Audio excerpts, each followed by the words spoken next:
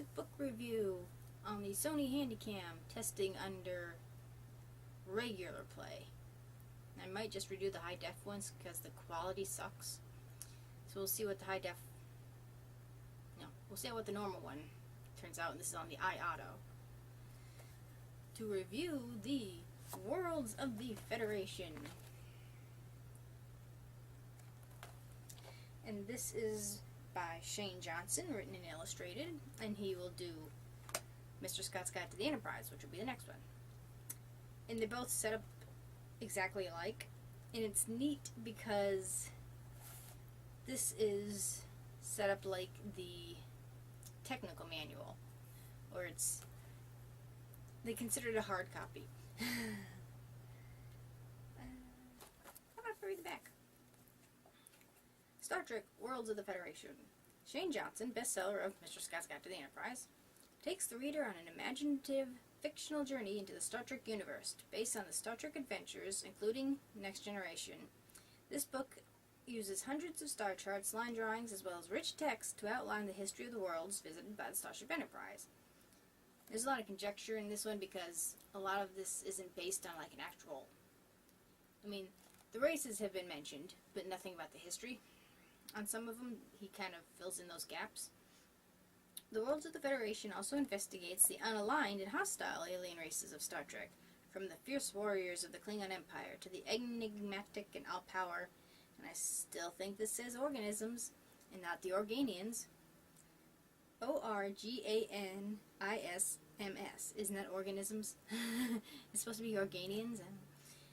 And as a special bonus, we included a spectacular full-color insert of Star Trek's most exotic alien life forms, featuring paintings by noted science fiction author Don Ivan Punchatz.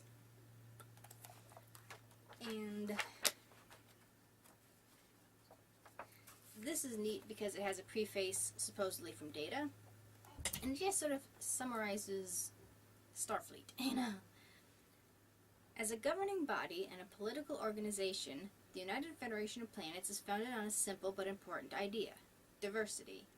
Indeed, diversity makes up the very fabric of the Federation, which is essentially an amalgamation of different worlds, races, and cultures. Out of respect for diversity comes recognition of individual rights, the rights of all beings to self-determination, the right to choose and follow their own destiny. Starfleet's Prime Directive is founded on this conviction and states unequivocally that no Federation personnel may interfere with the normal development of any culture. As a result of this policy, newly encountered races have quickly gained confidence in the Federation. This confidence has done much throughout Federation history to tear down the natural uneasiness and apprehension felt by many alien cultures we have encountered, allowing them to join, with trust, the Federation's growing body of member worlds. This volume is a concise guide to the history and culture of these worlds. Also included herein are entries of non-member worlds, all of them notable for their culture, animal or plant life, geological makeup, or position in space. Some of these worlds are hostile to the Federation, resulting in the ever-present threat of interstellar conflict. In a very real sense, I am a child of the United Federation of Planets. As an android, I am the product of many different technologies developed on many different worlds.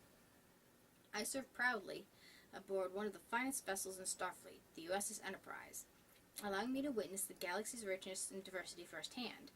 This edition, whether yours by hard copy or computer projection, can only serve to increase awareness of that richness and reaffirm the trust and respect that binds the worlds together.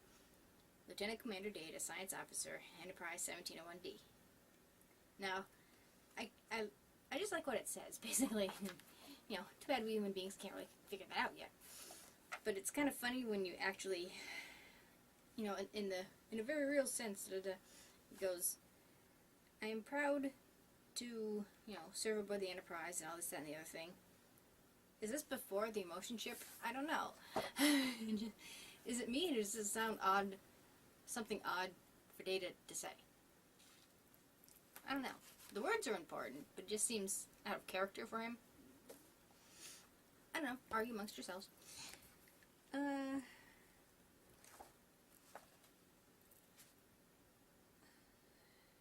They have a historical interview. It's an overview. Excerpt from the UFP Spaceflight Chronology, Terran Revised Edition. It just sort of goes over the the history of the Federation. And this is neat. And this part's neat. It goes Memory Alpha Historical Archive, and that's Data Bank Extract hard copy. Worlds of the Federation. Now, you always hear a lot of times that they've, put into orbit around a Class M planet. Well, this kind of tells you what a Class M planet is and the different other classes. I don't know if you can kind of see that or not. That's pretty much what the entire book looks like. And a Class A planet is, the surface is tenuous, may not be present, atmosphere is reducing methane, etc. Description, radiates heat, or a failed star. And Jupiter would be an example of a Class A planet. We little Earth, are a Class M planet.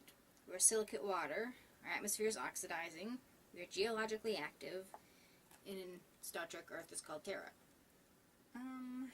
Mars is a Class K planet, silicate, tenuous, some water, adaptable with pressure domes, and it goes from A to N. An N-type planet is totally water, and that's Argo, which you see in the animated series. Here's a page key of what the book generally looks like, how it's set up. And it's very simple. It's sort of, My First Federation type thing, but it's interesting still,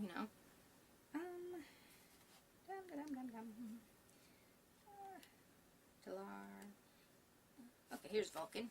You have, the entries consist of the Federation name, Vulcan, the type of planet it is, which is Class M, what the Vulcans call their world, and according to him it's Takhasi, Tkhasi, though I don't know if in any world of Star Trek that the Vulcan's name for Vulcan was ever actually said. I don't know. I personally don't think so. If anybody knows, do tell. The star orbits is 40 Eridani A, which is kind of strange because I would think Vulcan wouldn't exist since, is it 40 Eridani? No, I'm thinking of Alpha Centauri. That's a trinary star. But I think that's a binary star either way. Never mind. Side note. And it gives its Federation coordinates. There's a little section that describes Vulcan and how their planetary system is set up, where this would be the sun and then going down to the various planets. Though it doesn't specify precisely which one is Vulcan. Oh, no, it goes 40 Eridani is a triple star system. Okay. I'm assuming that one isn't Vulcan because it has a moon. Then it gives you what, the continents and what the actual surface of the planet looks like, and a picture of general Vulcan body type.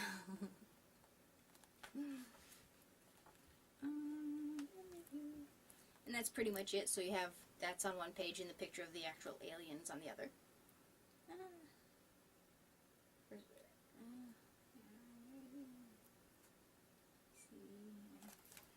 We orbit the Sol.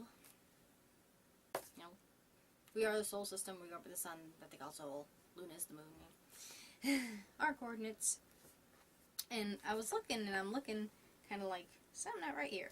But of course, this came out in '94, so it's again another 25th anniversary. And it has 1, 2, 3, 4, 5, 6, 7, 8, 10 planets. We don't even have 9 anymore. 9. I don't know, how many planets do we have? Depends who you ask. So you have, so I'm not quite sure which one's planet X and Y, I guess. I don't know if you can pick this up here. So you have the Sun, Mercury, Venus, Earth, Mars, asteroid belt, Jupiter, Saturn, and Neptune and Uranus. I'm assuming Pluto, and I have no idea what this other planet would be. And side note, they want to name a moon of Pluto Vulcan. It is cool. I'm all for that. Except I would wait to hold the name of Vulcan for an actual planet, not a dinky little moon to a planet that's no longer a planet. You know, it's like, you know, save that name for something significant, you know? I don't know, that's my, I mean, it would be really cool to have something named after a world of Star Trek, especially Vulcan. But, you know, I don't know. Why don't they just name the moon like Praxis, you know, something along those lines? Important, but say Vulcan for an actual planet. Especially if it's orbiting, you know, 40 Eridani A. But that's just my opinion. Now this is the color insert there that he refers to on the back, where you have a nice, you know, the nice artwork of the various life forms. I think that's a Horta. What is that? Yep, it is. That's a Horta.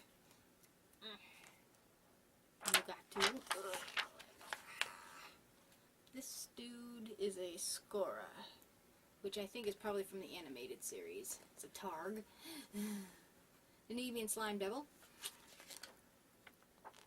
And this is just a bigger picture of what's on the front and the back. Sort of a family portrait. You just kind of know, looking at this, where, you know, if this was an actual photograph, they managed to stay put long enough, and then after the photo's taken, they're beating the crap out of each other and arguing. You know, it's like a moment of time. But it's a really nice picture. I like that.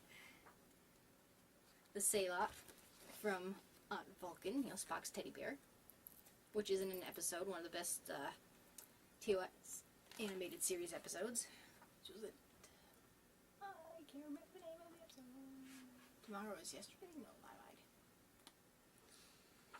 lied. So, in the hostile worlds, they do include the Ferengi and all that, and it's set up in a similar way. I don't know what you're seeing.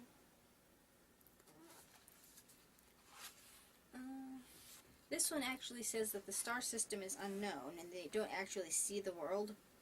There's no picture of the... goes, the Ferengi have referred to their homeworld as Ferengal. Though nothing else is known about their planet, it is almost certainly Class M. The size of the Ferengi ears seem to indicate that the atmosphere is much thinner than that of Earth.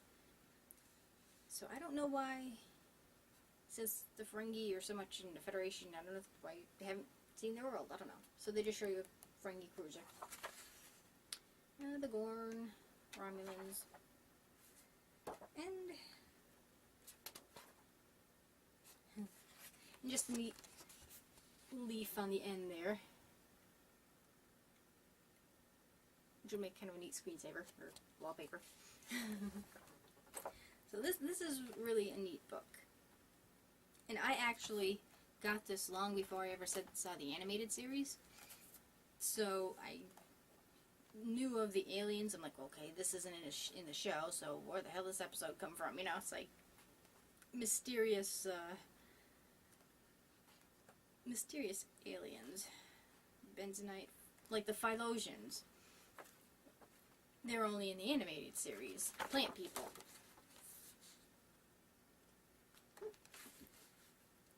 So when I actually got to see the animated series, which I consider that the actual continuation of the 5-year mission, so they do 5 years, the quality is great. Even the animation is pretty decent for that time, except the aliens are all pink, and they explain that later, that the person who was doing that technical part was colorblind, so everything ended up pink. No joke, that's exactly what the problem was. But the quality of the episodes is just... If you're a Trekkie, you've got to get your hands on the animated series. It is definitely a worthy piece of the universe. Again, a must-have. This, again, would probably be alright on like a larger tablet, Kindle, electronic device, since there's nothing really heavily you know. I don't know. I mean, I would want like one of the bigger ones, but this is something that you could probably do in a digital format. It would translate relatively well to that. But yeah, these are just fun books to have.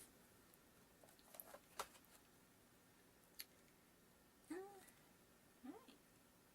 And that is my review for The Worlds of the Federation, which I don't know if they've updated this any to include newer races like Voyager and